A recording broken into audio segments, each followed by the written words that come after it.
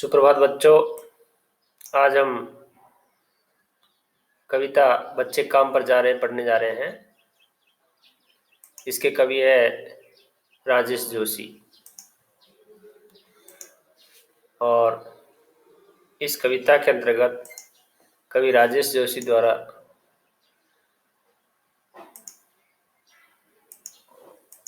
बालकपन में बच्चों से जो काम लिया जाता है, बच्चे काम पर क्यों जाते हैं, इन सब बिंदुओं का विस्तार से वर्णन किया है।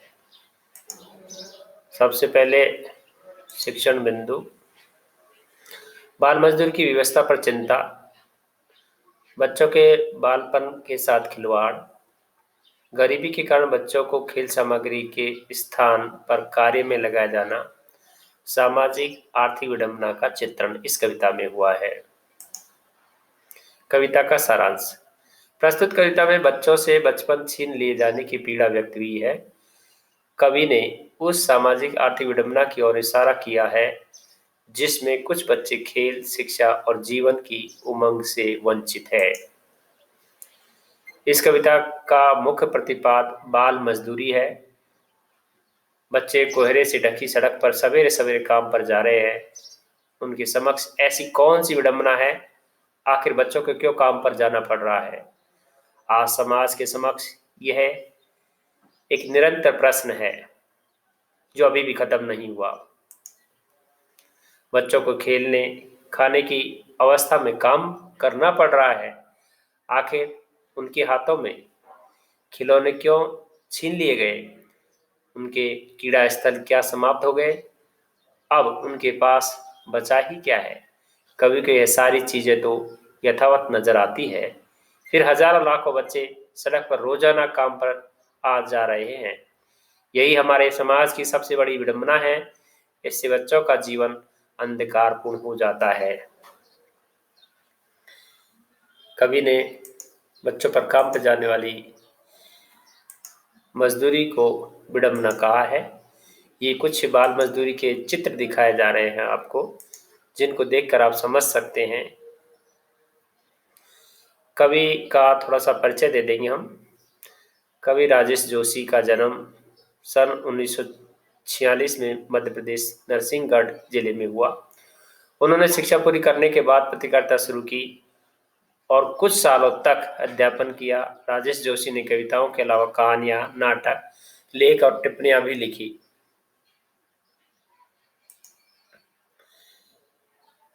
साथ ही उन्होंने कुछ नाट्य रूपांतरण भी किए, कुछ लघु फिल्मों के लिए पटकथा कार्य भी किया। कई भारतीय भाषाओं के साथ साथ अंग्रेजी, रूसी और जर्मन में भी राजेश जी का कविताओं के अनुवाद प्रकाशित हुए हैं। उन्हें माखनलाल चतुर्वेदी पुरस्कार, मध्य प्रदेश शासन का शिखर सम्मान और साहित्य अकादमी पुरस्कार से सम्मानित किया गया। राजेश जोशी की कविताओं में स्थानीय बोली वाली, मिजाज और मौसम सभी कुछ व्याप्त है। उनके काव्य लोक में आत्मीयता और लयात्मकता है तथा मनुष्यता को बचाए रखने का एक निरंतर संघर्ष भी दिखाई देता है। कवि की रचनाएं, राजेश जोशी की प्रमुख काव्य संग्रह है एक दिन बोलेंगे पेड़, भूमि का कल्पतरु यह भी, मिट्टी का चेहरा, नेपथ्य में हंसी, दो पंक्तियों के बीच, पतलून पहिना बदल और कुछ शब्द समुदा है। हस्ब मालूम, यथावत, विवरण, विस्तार, एकाएक, अचानक, अंतरिक्ष, आकाश। शब्द समुदा हस्मुल यथावत हमेशा की तरह, जैसे कोहरा और धुंध इसमें चित्र दिखाई दिया है। मदरसा विद्यालय भी इसमें दिखाई दिया है। काव्य सौंदर्य, भाषा प्रयोग, राजेश जोशी जी की भाषा सरल, सहज और प्रभावी, तत्सम तद्भव, फारसी शब्दों की प्रधानता, मदरसा, हस्त मालूम, अंतरिक्ष, रंग बिरंगी, देशज एवं ग्रामीण शब्दावली का प्रयोग, अलंकार प्रयोग, पुनरुक्ति अलंकार, सुबह सुबह छोटे छोटे शब्दों के माध्यम से कह सकते हैं। प्रश्नालंकार, तो फिर बचा ही क्या है इस दुनिया में। अनुप्रास अलंकार, क्या काले पहाड़ के नीचे, बिंब प्रयोग, दृश्य बिंब समस्त कविता में दिखाई देता है। काव्य साम्य, मत कहो कोहरा घना है, Dushyant Kumar. Film boot polish, इनमें भी इसकी समानता मिलती है। कविता का संदेश, इस कविता में कवि ने बच्चों के काम पर जाने की समस्या को प्रमुखता से उभारा है और प्रश्न किया है कि ऐसे कौन से कारण हैं जिनके कारण बच्चों को काम पर जाना पड़ रहा है। बच्चों के लिए खेल खिलौने, विद्यालय, पुस्तकें, पार्क आदि यथावत है और ऐसे में बच्चों को काम पर जाना पड़ रहा है तो उनके होने का क्या लाभ है। कवि समाज की संवेदनहीनता और भाव शून्यता को भगाना चाहता है ताकि इन बच्चों के प्रति वे कुछ सोचे और उन्हें बाल मजदूरी से छुटकारा दिलाए ताकि यही बाल मजदूर कल के योग्य नागरिक बन सके। हाँ या ना में प्रश्न उत्तर। हमें बच्चों से उनका बचपन छीन लेना चाहिए? नहीं। प्रश्न नंबर 2, बच्चों को पुस्तकों के साथ स्कूल में होना चाहिए? हाँ। प्रश्न नंबर 3, हम सबको बाल मजदूरी रोकना चाहिए? हाँ। प्रश्न नंबर 4, बच्चों को लोगों की गाड़ियां साफ करनी चाहिए? नहीं। बहुविकल्पी प्रश्न के उत्तर। नंबर 1, कवि के अनुसार बच्चों का बचपन कैसा होना चाहिए? नंबर 1 उत्तर, बच्चों को गाड़ियां साफ करनी चाहिए। कवि के अनुसार बच्चों का बचपन कैसा होना चाहिए? प्रश्नवाचक चिन्ह के हिसाब से हैं ये। बच्चों को गाड़ियां साफ करनी चाहिए, बच्चों के हाथों में खिलौने और पुस्तकें होनी चाहिए, बच्चों को कूड़ा करकट में काम करना चाहिए, उपयुक्त सभी। इसमें सही उत्तर है बच्चों के हाथों में खिलौने और पुस्तक होनी चाहिए।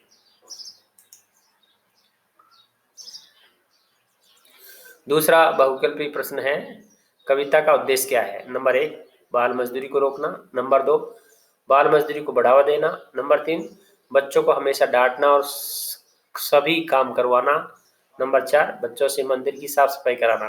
उत्तर है बाल मजदूरी को रोकना।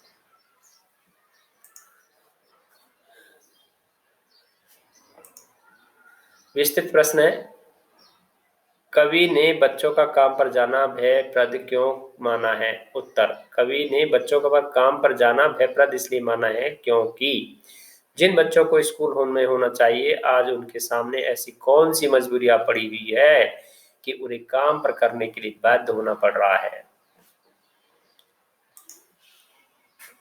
कवि बाल मजदूरी को विश्वव्यापी समस्या क्यों मानता है? उत्तर, कवि बाल मजदूरी को विश्वव्यापी समस्या इसलिए मानता है क्योंकि यह समस्या सारे विश्व के सामने मुंह फाड़े खड़ी है। दुनिया में लाखों बच्चे सूर्योदय होते ही काम पर निकल जाते हैं। उनकी इस बात का एहसास तक नहीं कि बचपन किस चिड़िया का नाम है। पुनरावर्ती लघु प्रश्न है। नंबर 1, इस काव्य में कवि ने किस समय का उल्लेख किया और क्यों? नंबर 2, अगर बच्चों के लिए सुख सुविधा नहीं है तो अन्य सुख सुविधाओं का औचित्य किस प्रकार है? प्रश्न नंबर 3, बच्चे काम पर जा रहे हैं, यह एक भयानक प्रश्न क्यों बनता है? प्रश्न नंबर 4, दिन प्रतिदिन के जीवन में हर कोई बच्चे को काम पर जाते देख रही है, फिर भी किसी को कुछ अटपटा नहीं लगता। इस उदासीनता के कारण क्या हो सकते हैं? प्रश्न नंबर 5, आपने अपने शहर के बच्चों को कब और कहां कहां काम पर करते हुए देखा है तथा बच्चों का काम पर जाना धरती पर एक बड़े हादसे के समान क्यों है? धन्यवाद।